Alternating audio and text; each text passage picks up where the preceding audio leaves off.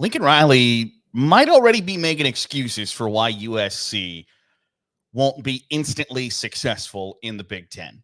And I'm not 100% sure why, because I don't know that anybody expects USC to walk into the Big Ten in 2024 and compete for a conference championship or really do a whole lot of anything. And maybe the pressure comes from there are expectations from Oregon. Oregon believes that they can come in, be a top 5 team in 2024, compete for the Big Ten title, compete for a college football playoff spot. And nobody's really talking about that in regard to USC. So that might be where the pressure comes from. But Lincoln Riley's talking like an excuse maker. During his Big Ten Media Days availability, he talked about how USC has spectacular facilities, spectacular NIL, and why that is, obviously that makes that job an attractive one for him, makes that an attractive school to potential recruits, potential assistant coaches, things like that.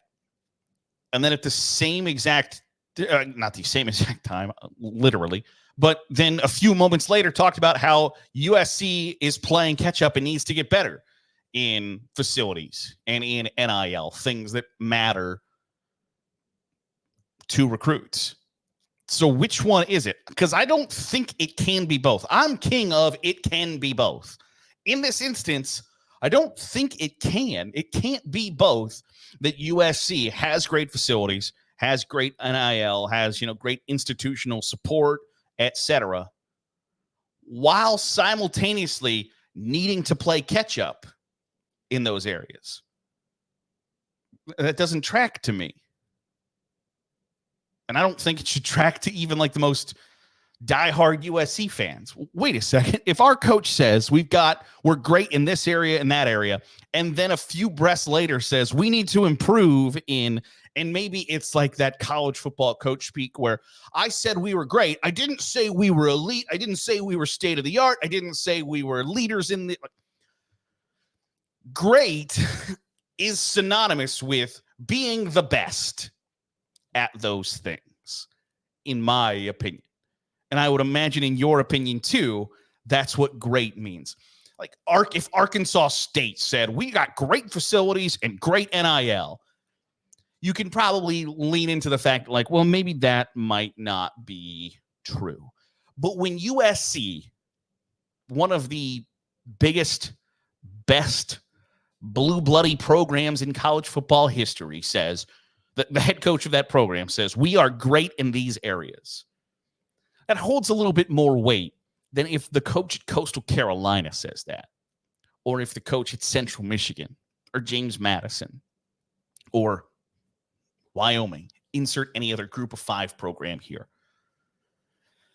And so it certainly sounds as if Lincoln Riley wants his cake and eat it too. He wants to be viewed as, we are great at all of this stuff. USC is the greatest, perfect place to come if you're a recruit, assistant coach, whatever the case may be. And then if things don't go well, if you're not perfect, if you don't step into the Big Ten, and I think, make no mistake about it, USC is going to have an adjustment period to the Big Ten. I don't think it's going to, I'm not going to go as far as like Paul Feinbaum saying that Lincoln Riley's future at USC is cloudy, hazy, at best dubious. He has no chance of succeeding there inside the Big Ten. I don't think that's the case. I think they need to change their recruiting just a little bit to beef up the offensive and defensive lines a little bit. I think they'll do that. I don't get the impression that 2024 is going to be so bad for USC that it might be the end of the road for Lincoln Riley. I think they've invested a lot of money in Lincoln Riley for this to work, a lot of resources, a lot of emotional capital to get Lincoln Riley there. And I think, I don't get the impression that he'll be real quick to throw in the towel there, admit that he made a mistake by leaving Oklahoma, whatever the case may be. Now, he's obviously not very popular in Norman or in Sooner Nation for how and frankly why he left, and I understand that. but it's undeniable that he's a good offensive football coach. Defense has been their bugaboo. They made changes at that defensive coordinator position. We'll see how that works out. But the idea that anybody, like, is Arizona, Arizona State, Colorado, Utah going to walk in to the Big 12 and dominate? I don't think so. Like, Utah can compete for a conference championship, I think, just like Oregon can compete for a conference championship in the Big 10. Are Stanford and Cal and SMU going to march into the ACC and be instantly dominant in their conference? No. So I don't know why USC and Lincoln Riley feel like they have to immediately be on the defensive of like, well, this is why it didn't work immediately. I don't think the expectation from the college football world, from the Big Ten world, and from the USC world are that the Trojans are going to walk right in and be the top dog.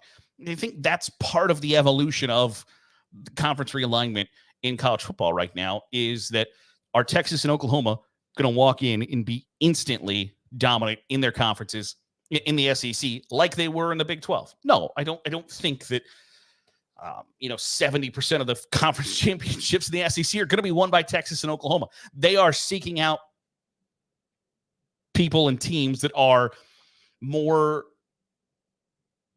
compatible on the level that they play at than what they had seen before. And I think the same is true for Oregon, Washington, USC, and to a lesser extent, UCLA. They're seeking out competition that's more compatible with them. And more compatibility means, frankly, more parity. And more parity means you're going to have to get used to not being the dominant program that you once were. And that's just going to have to be okay. But when you start preemptively making excuses, making defensive statements about how and why and where your program needs to improve, and it's the things that are outside your purview, right? Like Lincoln Riley can't do a whole lot about the facilities issue at USC if he feels like they need to get better in that area. That's not really up to him. It's not his responsibility. Now, he can do some stuff. He can meet with boosters and all of those things and suggest to the athletic department, hey, here's what we need, and here's what we got to have to be competitive in this space. And he can't go out and get the NIL money by himself. It's just kind of interesting that the things that you think you need to improve on, they don't have anything to do with you and your job performance, right? It's somebody else's issue. It's somebody else that's responsible for getting you those things for you to be put in a position to succeed. I don't know that that's a coincidence. I don't know that the idea of here's where we got to get better, but right now, calling the plays, designing the offense, getting us ready for Saturday, that's where my job rests. And I'm doing a pretty good job of that. When we're not successful is things that I don't do, I don't have. I just find that whole situation, that whole mindset somewhat intriguing. And cynically, you could say, sure sounds like you're trying to point the blame somewhere else. Preemptively, I might add.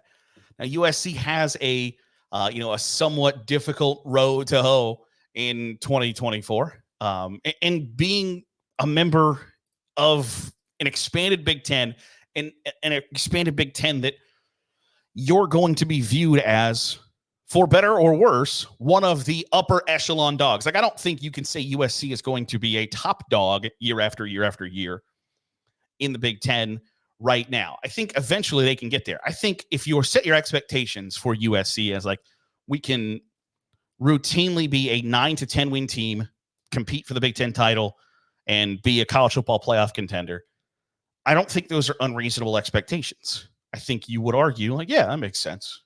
That those are fair expectations for USC.